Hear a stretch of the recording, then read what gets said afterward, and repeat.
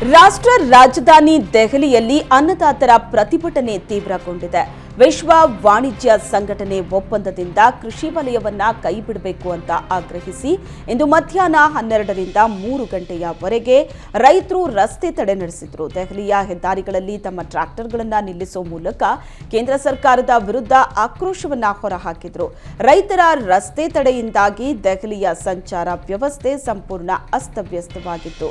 WTE ತೊಲಗಿಸಿ ಅನ್ನೋ name ಕಾರ್ಡ್ಗಳನ್ನು ಹಿಡಿದು ರೈತರು ಘೋಷಣೆ ಕೂಗಿದ್ರು. ಈ ಮಧ್ಯೆ ಮುಂದಿನ ದಿನಗಳಲ್ಲಿ ಪ್ರತಿಭಟನೆಯ ರೂಪುರೇಷೆ ಚರ್ಚೆಗೆ ಫೆಬ್ರವರಿ 29ರಂದು ಸಭೆ ಕರೆಯಲಾಗಿದೆ. ಲೋಕ ಸಮರದ ಹೊಸ್ತಿಲಲ್ಲಿ ಕಾಂಗ್ರೆಸ್ಗೆ ಮರ್ಮಾಘಾತ ಎದುರಾಗಿದೆ. ಜಾರ್ಖಂಡ್ನ ಏಕೈಕ ಕಾಂಗ್ರೆಸ್ ಸಂಸದೆ ಗೀತಾ ಕೋಡಾ ಬಿಜೆಪಿ ಸೇರ್ಪಡೆಯಾಗಿದ್ದಾರೆ.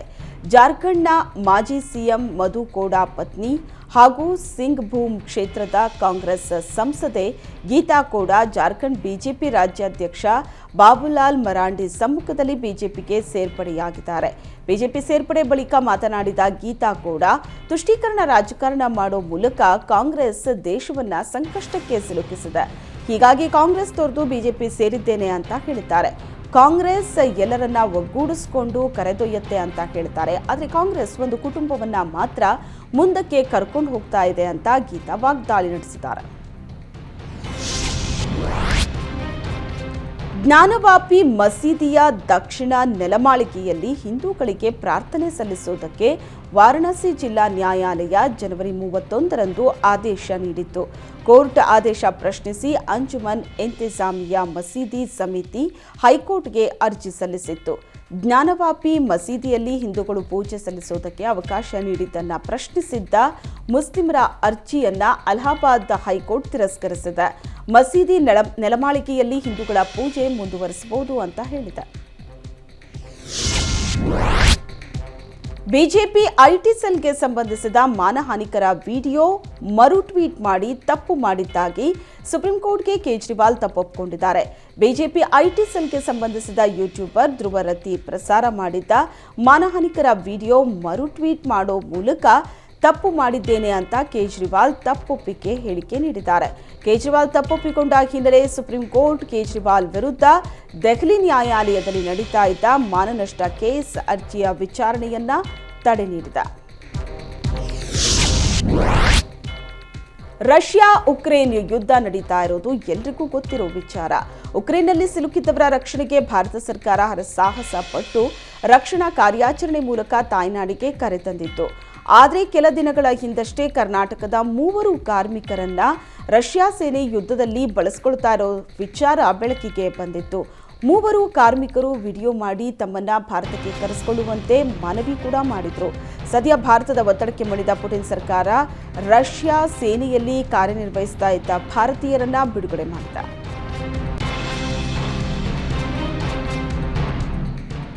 ಅನಾರೋಗ್ಯದಿಂದ ಬಳಲ್ತಾ ಇದ್ದ ಬಹುಭಾಷಾ ಗಾಯಕ ಪಂಕಜ್ ಉದಾಸ್ ನಿಧನರಾಗಿದ್ದಾರೆ. ಹಿಂದಿ, ಕನ್ನಡ ಸೇರಿದಂತೆ ಹಲವು ಭಾಷೆಗಳಲ್ಲಿ ಪಂಕಜ್ ಉದಾಸ್ ಹಾಡಿದ್ರು. ಕನ್ನಡದಲ್ಲಿ ಪಂಕಜ್ ಉದಾಸ್ ಹಾಡಿದ ಹಾಡುಗಳು ಸೂಪರ್ ಹಿಟ್ ಆಗಿದ್ವು.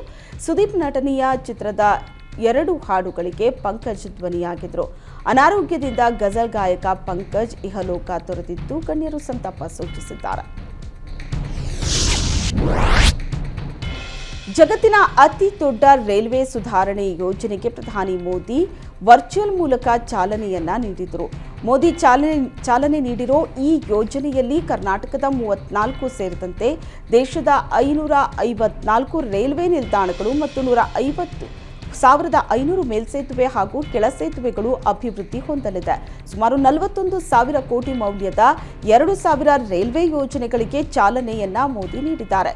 ಈ ವೇಳೆ ಮಾತನಾಡಿದ ಮೋದಿ, ಕಳೆದ 10 ವರ್ಷದಲ್ಲಿ ರಾಷ್ಟ್ರ ಅಭಿವೃದ್ಧಿಯಾಗ್ತಾ ಇರೋ ವೇಗ ಕಂಡು ಭಾರತೀಯರೇ ಅಚ್ಚರಿಗೊಳಗಾಗಿದ್ದಾರೆ.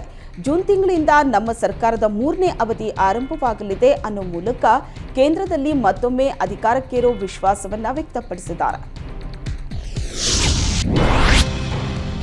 ಇಂದು ಪ್ರಧಾನಿ ನರೇಂದ್ರ ಮೋದಿ ಇಸ್ರೋದ 2ನೇ ಉಪಗ್ರಹ ಉಡ್ಡಯನ ಕೇಂದ್ರಕ್ಕೆ ಚಾಲನೆಯನ್ನ ನೀಡಲಿದ್ದಾರೆ. ಚೆನ್ನೈನ ತೂತುಕುಡಿ ಜಿಲ್ಲೆಯ ಕುಲಶೇಖರ್ ಪಟ್ಟಣದಲ್ಲಿ ಈ ಕೇಂದ್ರ ಇದ್ದು ಲಘು ಉಪಗ್ರಹ ಉಡಾವಣೆಗೆ ಈ ಉಡ್ಡಯನ ಕೇಂದ್ರವನ್ನು ಬಳಸಲಾಗುತ್ತೆ. ಇದೇ ವೇಳೆ ಕೇರಳದ ವಿಕ್ರಮ್ ಸಾರಾಭಾಯ್ ಬಾಹ್ಯಾಕಾಶ ಕೇಂದ್ರಕ್ಕೆ ಪ್ರಧಾನಿ ಮೋದಿ ಭೇಟಿ ನೀಡಿ ವಿವಿಧ ತಾಂತ್ರಿಕ ಘಟಕಗಳಿಗೆ ಚಾಲನೆ ನೀಡಲಿದ್ದಾರೆ. ಮಾನವ ಸಹಿತ ಗಗನಯಾನ ಯೋಜನೆಯ ಪ್ರಗತಿಯ ಬಗ್ಗೆಯೂ ಮೋದಿ ಮಾಹಿತಿಯನ್ನ ಪಡೆಯಲಿದ್ದಾರೆ.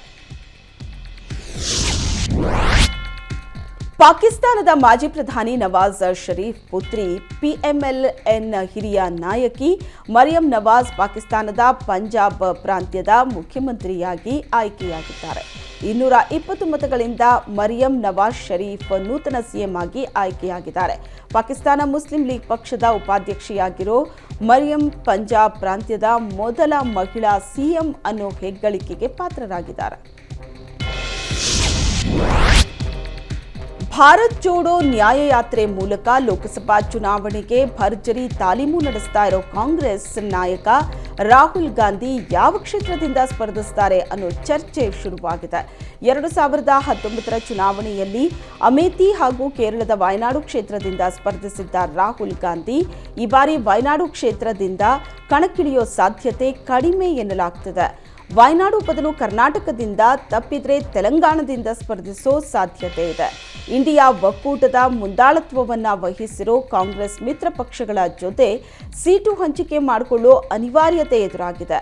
ಮುಸ್ಲಿಂ ಲೀಗ್ ಪಕ್ಷ ವಯನಾಡು ಕ್ಷೇತ್ರವನ್ನ ಕೇಳ್ತಾ ಇರೋ ಕಾರಣ ರಾಹುಲ್ ಕರ್ನಾಟಕದ ಯಾವುದಾದ್ರೂ ಕ್ಷೇತ್ರದಿಂದ ಸ್ಪರ್ಧಿಸಬಹುದು ಎನ್ನಲಾಗ್ತಿದೆ. ಕರ್ನಾಟಕದ ಒಂದು ಕ್ಷೇತ್ರದೊಂದಿಗೆ ಅಮೇಥಿಯಲ್ಲೂ ರಾಹುಲ್ ಸ್ಪರ್ಧಿಸಲಿದ್ದಾರೆ ಅನ್ನೋ ಸುದ್ದಿ ಸದ್ದು ಮಾಡ್ತಿದೆ.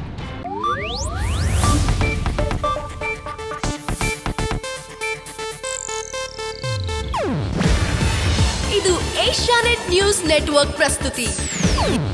ನೀವು ನೋಡ್ತಿದ್ದೀರಾ ಏಷ್ಯಾನೆಟ್ ಸುವರ್ಣ ನ್ಯೂಸ್.